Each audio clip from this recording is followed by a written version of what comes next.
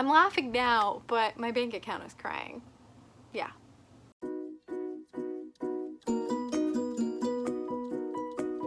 Hi friends, welcome back to my channel. Today I'm going to be sharing with you my most recent book haul. I went to a thrift store over the weekend and got 1, 2, 3, 4, 5, 6, 18, 19, 20 books.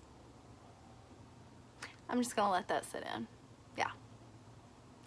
That's after already going and buying like 30 other books like 2 weeks prior.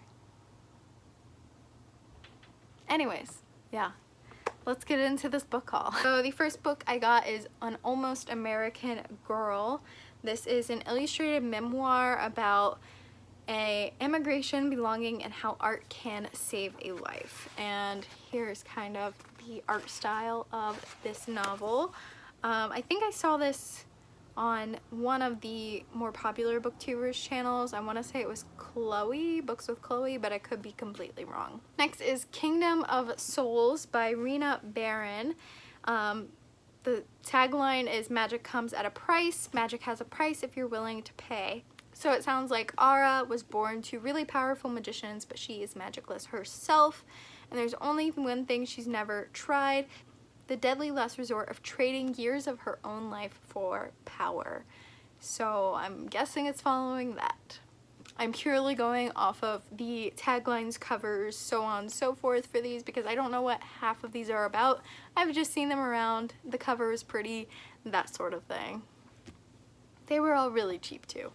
Next is Nafiza Azad's The Candle and the Flame, a girl with the fire of a djinn, a city scarred by violence. So Fatima lives in the city of Noor, a thriving stop along the Silk Road, but when one of the most potent of the Ifrit dies, trouble brews and Fatima is changed in ways she cannot fathom, ways that scare even those who love her. Next I picked up Steel Tide, which is, I believe, the sequel to Seafire. This is by Natalie C. Parker, and I literally picked this up because it looks piratey, and I love a good pirate sea, that sort of a vibe novel, as we all know.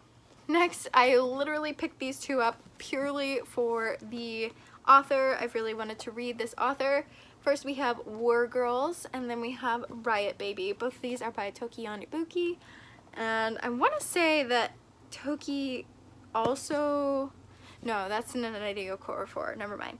I was thinking of Benti, but I still want to read both of these. Riot Baby is a global dystopian narrative and an intimate family story with quietly devastating things to say about love, fury, and the Black American experience. And War Girls is about the year of 2172. Climate change and nuclear disasters have rendered much of Earth unlivable. Only the lucky ones have escaped to space colonies in the sky. Next, I nabbed The Midnight Hour by Benjamin Reed and Laura Trinder. This is very Nevermore-esque themed, I've heard, and it's Another World Lives Within the Stroke of Midnight. So here is what that one is. Then I got Raven's Teen Titans graphic novel. I've wanted this one. I also want Beast Boy, and then I believe that there's one about the two of them. So I loved Teen Titans, and I love Raven. I really want to cosplay as Raven. I think that would be so fun, and yes. Next one is also one I got purely for the author. This is The Storm of Life. It is by Amy Rose Capetta, who also, I believe, wrote, I want to say Once and Future, which is a LGBTQIA+ retelling of King Arthur in space. So I feel like this one also has to be that good, right? Right? Next is One of Us Is Next by Karen M. McManus. This is the sequel to One of Us Is Lying. I don't know what One of Us Is Lying is about. I believe it's a like contemporary slash thriller slash mystery-esque novel, and I don't want to read the synopsis of this in case it spoils that book. This is the Verona Comics, and it's a Romeo and Juliet retelling in which two people meet at a comic convention, but their parents hate each other, but they secretly love each other, and they have to figure out how to hide their relationship. And it's got like Comic Con themes and cello themes and all sorts of things going on. Super cute. Next I have Ghost Squad by Clarabelle A. Ortega. This is a middle grade, I do know that, and it looks super cute just based on the cover. The tagline is "Be prepared, respect the dead, always have a cat." Oh, looky there. I have a cat. Oh, he's sleepy. He was sleeping in my lap. Sorry, did I disturb you? Say hi. Next we have Separation Anxiety by Laura Zigman. I don't know anything about this, but it has a dog on the cover and that's why I wanted it. I don't think I need any other reason. Next I bought purely for the cover. It says "Girls Save the World" in this one. And it is, I don't know what about, but it looks like it might be like a dystopian-esque. Save the con, save the world. Okay, so at a zombie con, it sounds like people actually turn into zombies at the zombie con, so they're saving the con and the world at the same time. I don't know how I feel about zombie novels. I've not read one yet, so I guess we're gonna find out with this book.